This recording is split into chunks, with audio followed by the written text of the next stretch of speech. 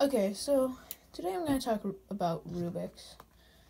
Rubik's is one of my hobbies, or cubing, whatever you want to call it. Okay, so I have a timer app open. Okay, so this is my favorite cube. It's the GAN 356 Air. I got it for $22. And it's a really nice cube.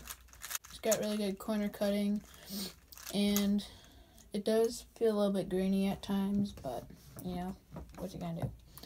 So I'll just do an example solve right now.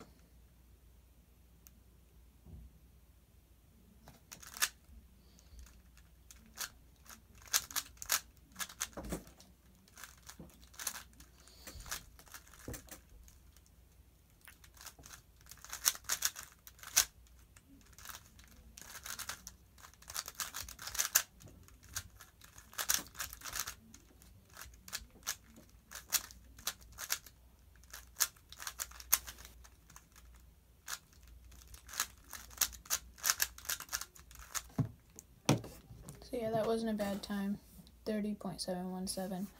I got my first Rubik's Cube when my dad went to a conference for work, and I'll go get it for you. Okay, so this was my first Rubik's Cube. Pretty much you got it for an ad. This thing is no corner cutting, and it's very stiff. It's really bad cube. So I decided I don't like this one, so I got this one. And this one is okay, but still kind of sticks. Not quite as good. This is Newisland brand. Maybe a half a year ago. Got this to be my good cube. My best time is, and I was really excited. I screamed when I got that. That was my first sub 20 time. I'm going to my first competition September 16th, and let me talk to you guys about goal setting. Goals are very important. They help you do good in life, and they help you achieve your dreams. So I wrote down some short-term goals. One of them is post 10 videos before school starts to YouTube on this channel. So you can keep me accountable for that one. Deadline is August 23rd, 2017. 2 is get at least one solve under 25 seconds at the competition, which is September 16th. And learn the full OLL before the competition, which is September 16th. Also, so I already know like 30 of the OLLs. So there's 53 total to learn, which is quite a bit, and it scares lots of people, which is why they don't learn it, but I currently know 30 of them. Okay, so there was just a loud crash outside. I'm gonna go see what it was.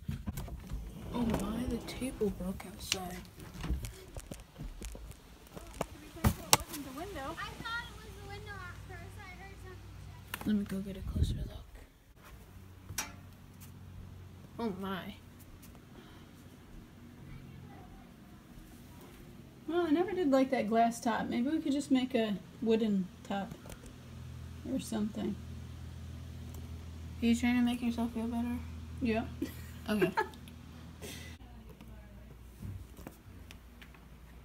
That was close. Wow, that's a lot of glass. Thank you, Lynn. Back to the feature presentation.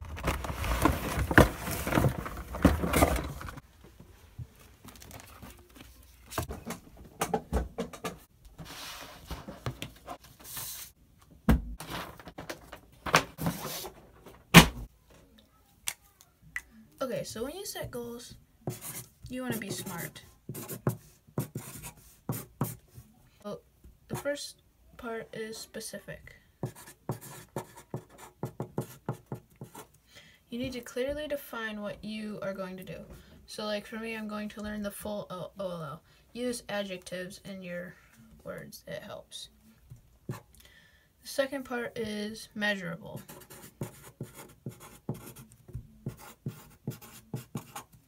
If you can't measure it, you can't really achieve it. So like in basketball, like if I say I want to make more shots every game, if let's say I make 2 shots every game, for example, I'm not going to really know how many more I'm going to need to make in order to achieve my goal. It needs to be measurable.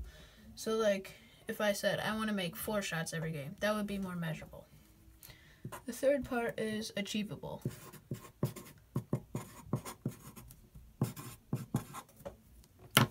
So you need to focus on the next step. Major goals are built on many smaller goals.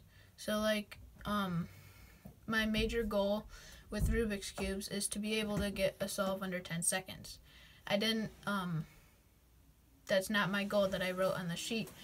What I wrote was 2 smaller steps and goals. The next one is realistic.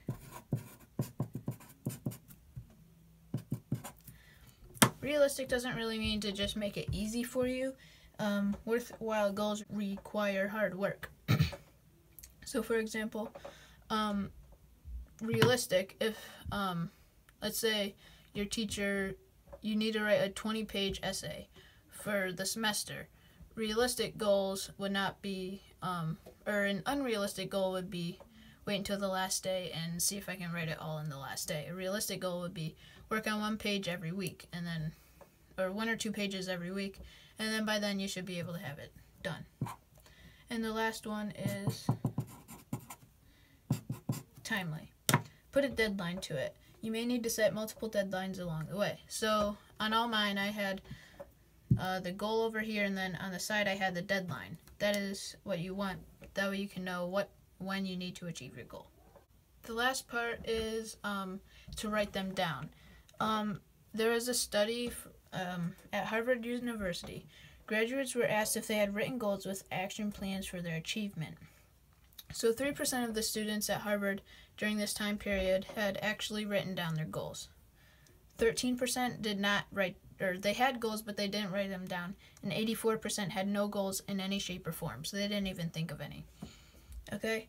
In a follow-up study done 10 years later with the same Harvard students, researchers revealed the 3% who had written personal goals were 10 times more successful than the other 97% who had not. So even if you have goals and you don't write them down, they don't really help you as much as if you do write them down. So set goals. This is the rig I came up with. Pretty cool, isn't it?